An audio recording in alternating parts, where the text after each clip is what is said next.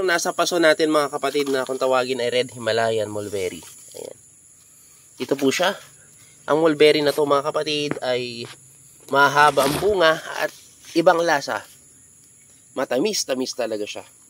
Iba yung kanyang linamnam. Ipapakita ko sa inyo ngayon kung paano ko siya dinugtong, no, sa puno naman ng isang Australian Mulberry. Yun, sa mga hindi nakakaalam mga kapatid, ito naman ang Australian Mulberry. Ayan. Dito natin siya idudugtong mga kapatid dahil ito ay mabilis umugat, malakas sa baha, malakas sa bagyo. Unlike yung pinakita ko kanina na Red Himalayan Mulberry na hindi siya na bubuhay via cuttings. So binubuhay lang siya via marcuting, budding, and grafting. Magandang umaga mga kapatid. Ipapakita ko lang sa inyo yung aking ginawang grafting dito sa Red Himalayan Mulberry, no? Ito mga kapatid yung mother plant, no? Nilagay ko lang sa sako. Sa ngayon, dahil kakahugot ko siya dun sa pinaglagyan kong lupa, which is naging crowded kasi. Ayan. So, nagkaroon na siya ng mga buds. Ayan. Most likely mga kapatid, itong buds na to ay magkakaroon na siya ng bunga. So, masyadong kinuhanan natin ng ginamit kong grafting, no? Ayan. So, gusto ko ipakita sa inyo ngayon yung kung saan ko siya green up. Na ang puno naman mga kapatid ay Australian Mulberry. Although iisang puno siya pero magkaibang variety, magkaibang bunga, magkaiba ng sistema kung paano sila pinapadami.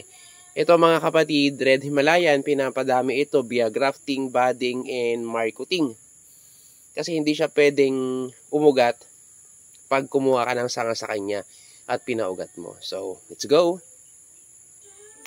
So, ito yung tingin ko mga kapatid na pinakamalaki ang potential na mag-success.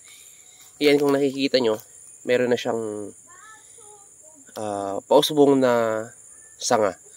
So, ito yung ginamit nating tape. Yan yung dugtungan mga kapatid. Oh. Ayan. So, green na green. Green na green yung sayon natin na dinugtong. Tapos, mag-1 week na siya. Mukhang magiging successful. Ito mga kapatid, Red Himalayan, ito yung mulberry na mahabang bunga. Isang dangkal most likely. Then iba yung lasa. Ito naman mga kapatid, yung mother plant niya. Yan, kung saan ko siya dinugtong. Ito naman ay tinatawag na Australian Mulberry. Itong mulberry na to mga kapatid, mabilis mabuhay. Papakita ko rin sa inyo mamaya yung mga sanga na pinaugat natin. Which is, I said earlier na mabilis lang silang umugat pag Australian Mulberry, unlike this, no, Red Himalayan. So, punta pa tayo sa iba. Yan, ito mga kapatid, isa sa Australian Mulberry na nilipat natin, no. Ayan, dito kasi natin pinapalaki sa harap ng aming kubo pala. So, ito mga kapatid, no, kung nakikita nyo, dugtungan. Ayan. So, ginamitan natin siya ng tape. Sinubukan lang natin, hopefully mag-success. So, ito yung isa. Ayan, mukhang magsasucess siya mga kapatid. Tignan nyo. Ayan o. Ito to. Green na green yung kanyang ano. Yung kanyang buds. Again, tanggalingan natin. Ayan. Ayan o. Baka malunod. Ayan, kung nakikita nyo mga kapatid, green na green. Ayan. Ito ay cuttings ng Red Himalayan Mulberry. Ito yung dugtungan nila. Ayan, nakikita nyo. Dugtungan yan. Hopefully mag-success. And then, punta pa tayo sa iba. Ito mga kapatid ay another tree ng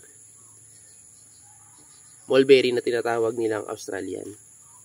So, yan. Pakita ko sa inyo ulit. Ito ang ating mga grafting. So, ito yung dugtungan. Ayan mga kapatid, no? So, ito yung green off natin. Yan. So, hopefully, medyo green yung kanyang buds kung tawagin. Dito kasi umuusbong mga kapatid yung sanga, no, nung green up natin. Ayan. So, madami pa. Punta pa tayo sa iba. So, ayan. Ito yung madami tayong, ano, puno ng Australian, no, mulberry. So, kung nakikita nyo, puro Australian yan. Ayan. Pero wag ka. Ito. Tingnan nyo to. Ayan. So, may dugtungan, no. Ayan, no. So, hopefully, ang saya. Ito mga kapatid ay sanga ng Red Himalayan Mulberry. Ayan. So ito yung sanga naman ng Australian Mulberry which is dinugtong natin. Ayan, isa. Wow! Wow, hindi nyo to. Diba? Galing. Nakakatuwa. Sana mag-success talaga siya. Hopefully, hirap umasa hanggat hindi tayo convincing na nakita natin na nagdugtong dito mga kapatid. Yan dapat magdugtong to eh. Ayan. Dito ko kasi sila dinudugtong. So, punta tayo sa iba. Ayan. So, ang mangyayari na ito mga kapatid is, ang puno ay Australian Mulberry, pero yung sanga ay maging Red Himalayan. Ayan. So, sana mabuhay, no? Asan tayong iba? Dito. Wow!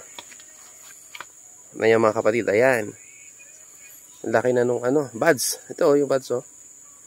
So, sana mabuhay. Ito naman yung dugtungan. Ayan.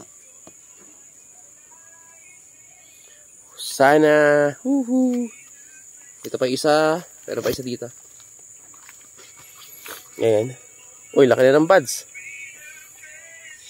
Pero syempre, kahit gaano kalaki yung buds, hindi pa rin yan masasabi na mabubuhay hanggat hindi nagdudugtong talaga, no? Kasi nasugatan yung parehong sanga, dapat magdudugtong siya. Yung tinatawag nilang grafting. So, update na lang tayo mga kapatid, no? Mga 1 week siguro, makikita natin 1 or 2 weeks.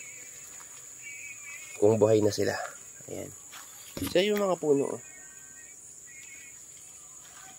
So, nakakatawa. Pag nabuhay kasi Australian Mulberry, pero ang bunga ay Red Himalayan. Padadamihin natin.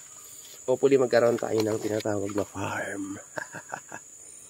Yan lang mga kapatid. God bless everyone. Happy New Year.